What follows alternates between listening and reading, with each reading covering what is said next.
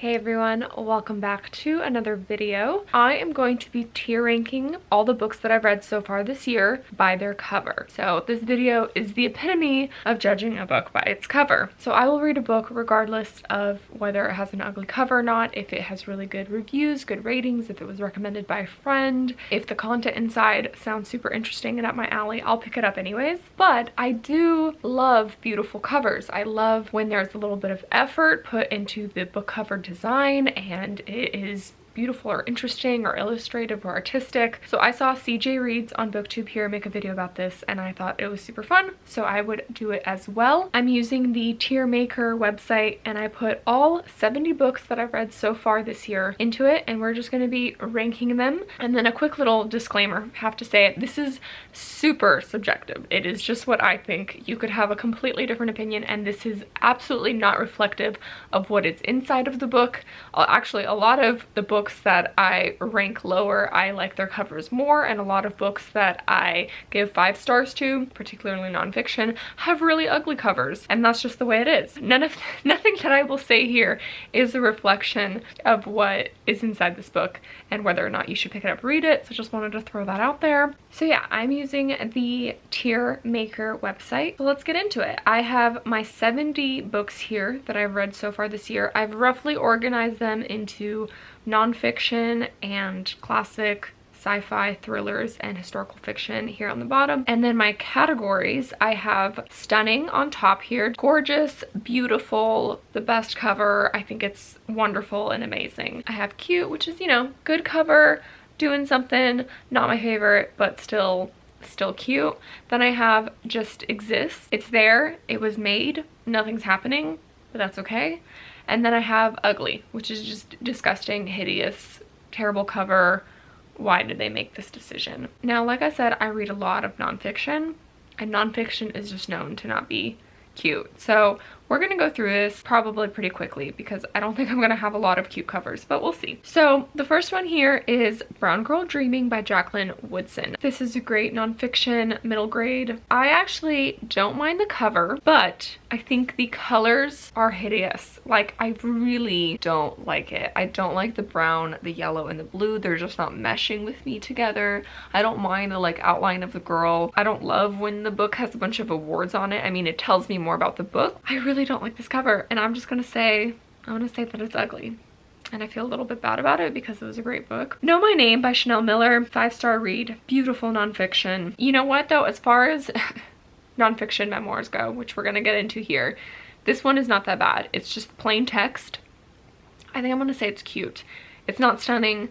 It is better than just existing because it was something different. And I actually really like, I believe it's the UK or Canadian edition of this book. It's big black and white text. I think I preferred that one over this one. Then we have My Life in France by Julia Child. I actually think this one's pretty cute because it's a picture of her and her husband and they have the little like paper hearts on them. Then I have An Order to Live by Yeonmi Park. So here's the thing. I have 5 books here that are all nonfiction. I don't know how to rank them. I don't love the cover. It's not stunning. So I think they're all just exist. You know, like I understand why it's a portrait of your face because it's literally about your life, but like it's not great.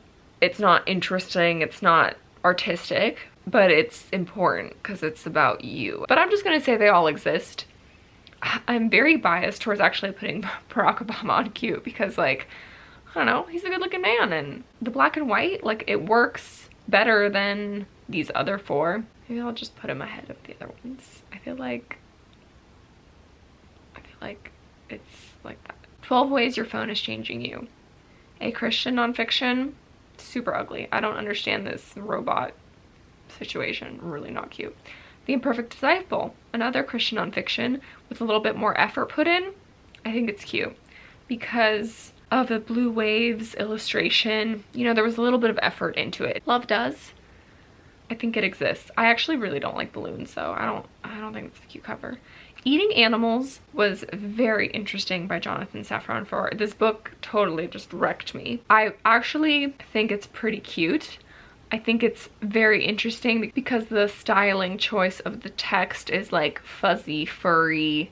It draws me in. It's interesting. It's different than your typical nonfiction about, you know, animals. It's about the slaughterhouse and factory farming industry, and it could have like a really basic cover with just like a sad pig on it or something. But he doesn't. He has this more intriguing cover. So Just Mercy. I loved this book. Stunning book, incredible book, must-read book. But I think the cover is not cute at all. It's weird, like gray and on the edges, like a vignette thing. It has these like random tree branches on the side. It's just not a good cover. They could have done a lot more with this cover. David Chang's Eat a Peach. This is a chef's memoir, and I actually think that this is a very cool stylistic choice. Crying in H Mart. I actually really like this cover. I think it's a stunning cover. Although I didn't love the book, I liked it well enough. The choice with the ramen and the chopsticks and the text and the color I think is great.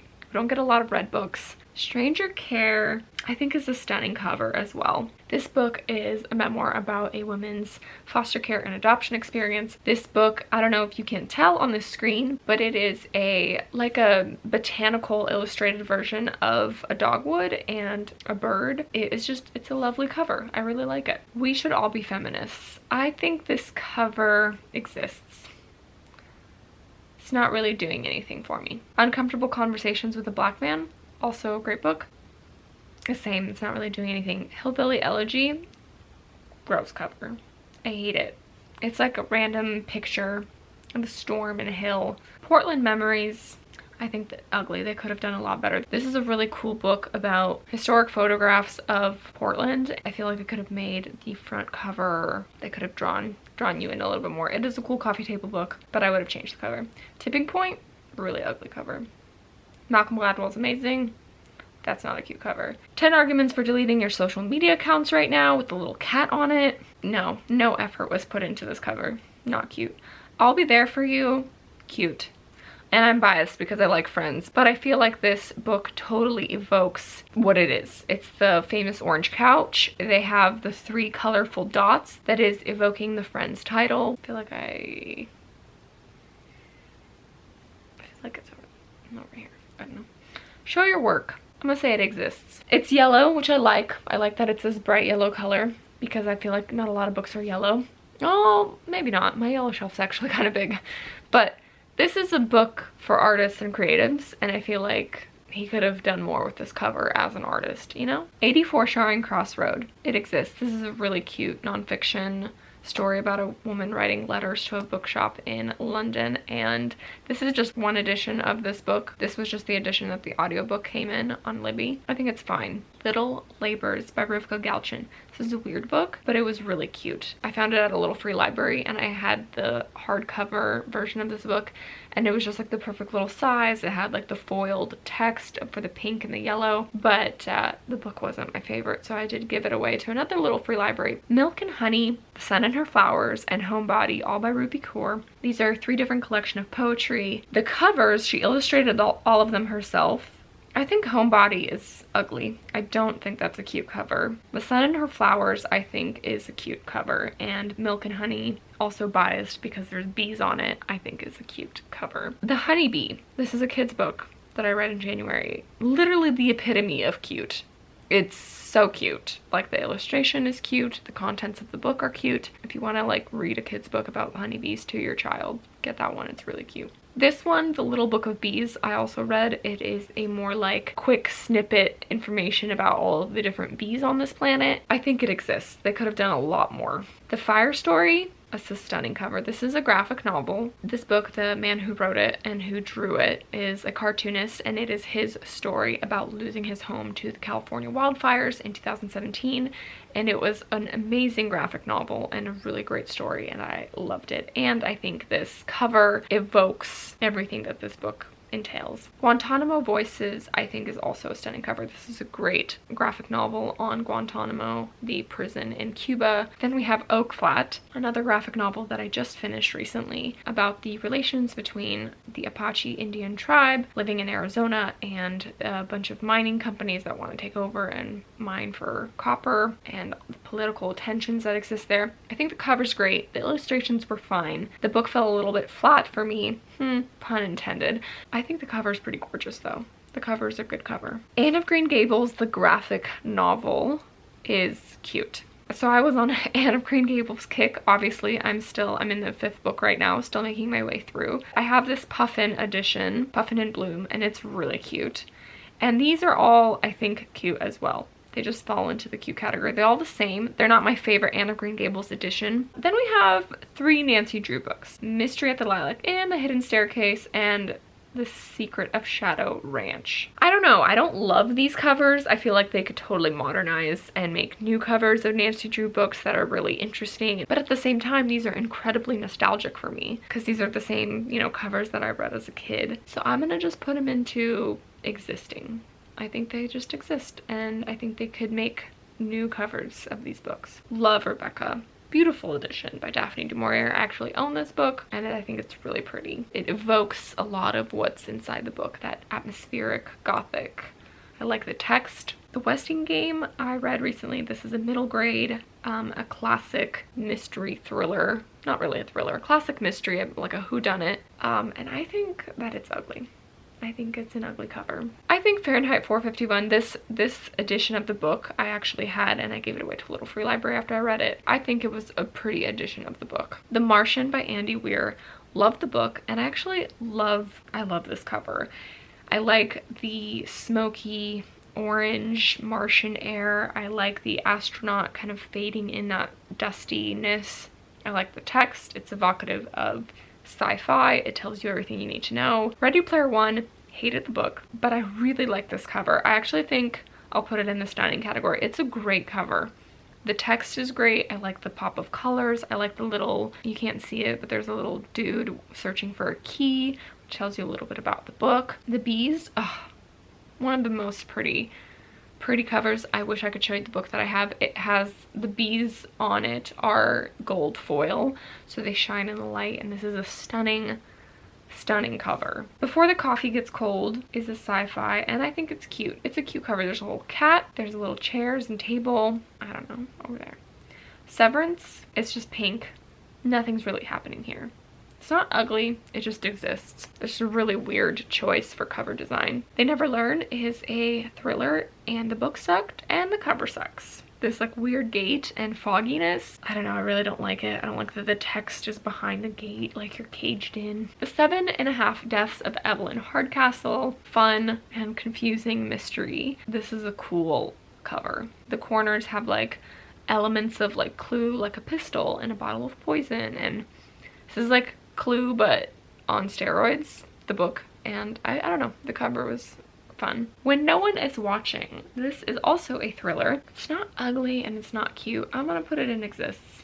I think it's fine. The Woman in the Window, I actually really like the cover for a thriller, because a lot of thrillers are ugly. Example A over here, They Never Learn. I like the treatment of this text with the window blind being pushed down, and I like that it's not an actual picture. The Hunting Party, it just exists. Nothing's really happening here. It's like a snowbank, and that's it. The Nickel Boys, I think this is a really cool cover for historical fiction. I'll put it in stunning. It's not the most beautiful cover ever, but I think for a historical fiction, it's cool. I like this random red box and the text. It's a well-designed cover, which I can appreciate. Then we have The Secrets We Kept. This is also historical fiction having to do with Russia. I actually really like this cover. I think it's cute.